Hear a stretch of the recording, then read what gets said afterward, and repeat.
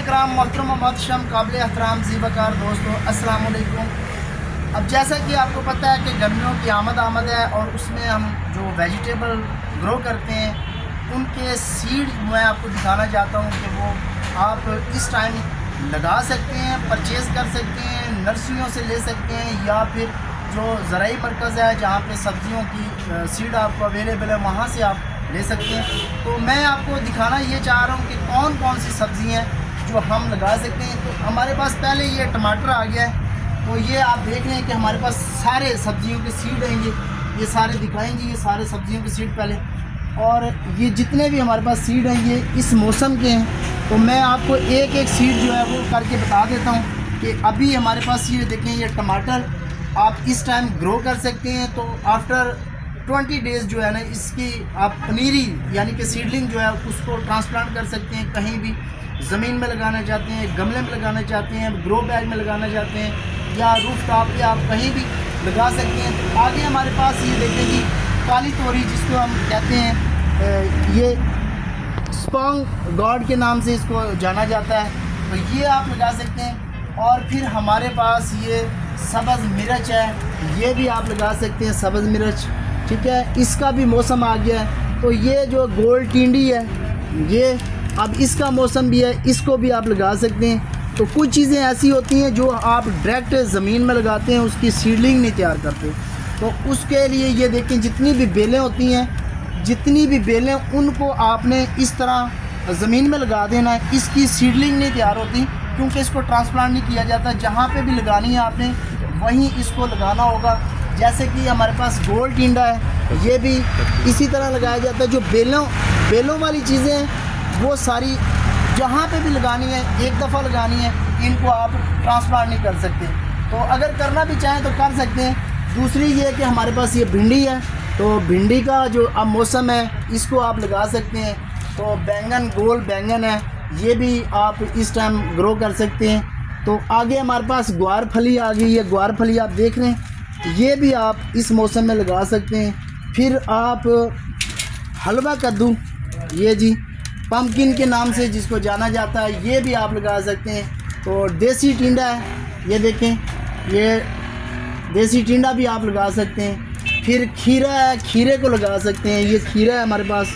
फिर आगे हमारे पास आ गया जी करेला, तो करेले का भी ये मौसम है, ये भी बेल वाली चीज़ें, ये भी जहाँ पे आप लगाना चाहते हैं लगा दें, बस इसका मौसम आ गया। आगे हमारे पास आ गया खरबूजा, तो ये खरबूजा है जी, खरबूजे का भी मौसम है, तरबूज का भी मौसम है। तो ये आगे हमारे पास लॉन्ग मेलन के नाम से, जिसे हम तार भी कहते हैं, ये सैलड के तौर पे भी इस्तेमाल किया जाता है, खाया भी जाता है। तो ये भी ज़बरदस्त चीज़ है, ये भी आप लगा सकते हैं। और पालक भी आप इस वक्त जो है वो ग्रो कर सकते हैं। अप्रैल मई तक आपको पालक अवेलेबल होगा, मिल जाएगा, लेकिन साए में रखना पड़ेगा ताकि आपको ये सारी सब्ज़ियाँ घर में मिल जाएं। तो थोड़ी सी मेहनत करें, इंशाल्लाह आपको काफ़ी रेवेन्यू जो है वो बच जाएगा आपका।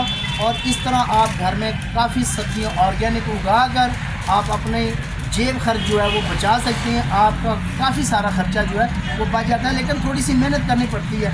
बाकी हमारे पास ये सैलड है, सैलड के सीड जो है ये अवेलेबल है, ये भी आप इस टाइम ग्रो कर सकते हैं।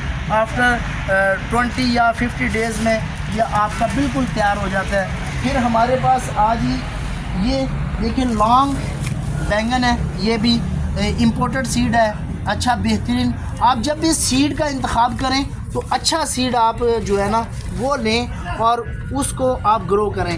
तो ये सारा जितना भी पैकेट पड़े ये सारे इम्पोर्टेड हैं और ये हमारे अपने पाकिस्तानी लोकल हैं जो यहाँ पे गुजरांवाले से भी मिलते हैं काफ़ी मिक़दार में, क्योंकि वहाँ पे होलसेल में जो है वो सीड का काम करते हैं सब्ज़ियों का।